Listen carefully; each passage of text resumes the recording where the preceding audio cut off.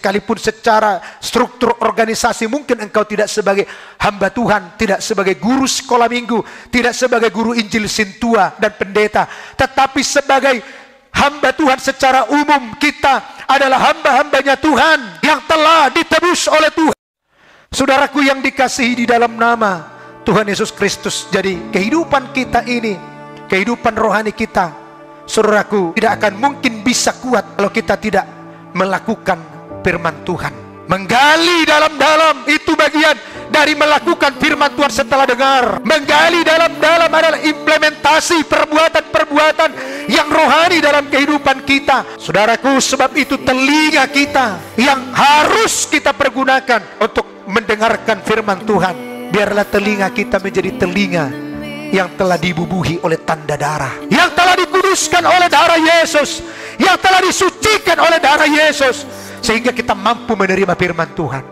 Banyak di gereja, saudaraku, jemaat yang justru tersandung, yang justru mundur, bukan oleh karena, saudaraku, persoalan-persoalan yang besar, tetapi justru ketika dia mendengarkan firman Tuhan yang sungguh menegur hidupnya, mengoreksi hidupnya, dengan itu dia bisa meninggalkan Tuhan.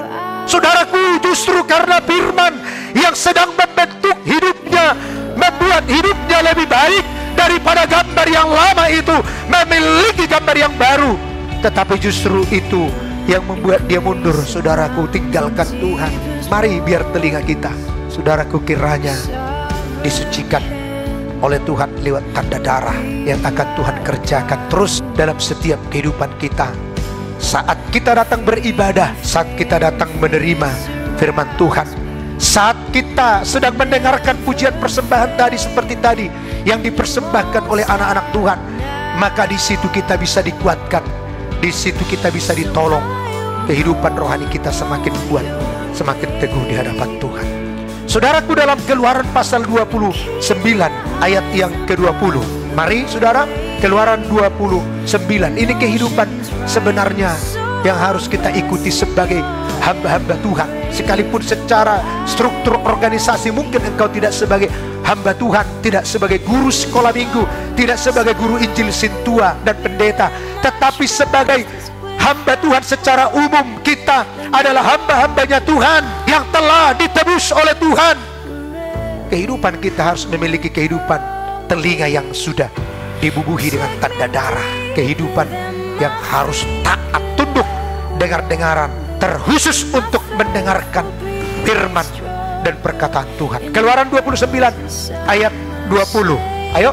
Haruslah kau sembelih domba jantan itu, kau ambillah sedikit dari darahnya, dan kau bubuh pada cuping telinga kanan Harun. Ya, dibubuhkan pada cuping telinga kanan Harun sebagai hamba Tuhan, sebagai imam besar, dan pada cuping telinga kanan anak-anak. Iya, anak-anaknya pun harus dibubuhi dengan darah, supaya telinga kita ini menjadi telinga yang suka mendengarkan kebenaran, bukan suka mendengarkan gosip. Semakin digosok semakin sip. Kita tidak tahu seberapa banyak anak-anak muda dan remaja yang tidak suka kalau sudah cerita gosip.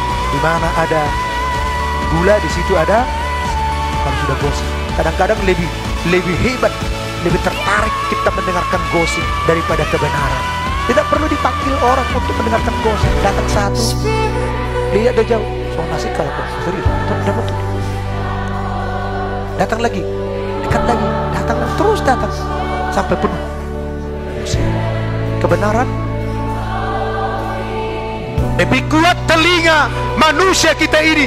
Manusia lama kita mendengarkan, saudaraku, gosip, mendengarkan hal-hal yang tidak benar, hal-hal yang tidak jelas kebenarannya. Belum tentu jelas kebenaran. Saudaraku, telingamu pastikan supaya dibubuhi oleh darah Kristus.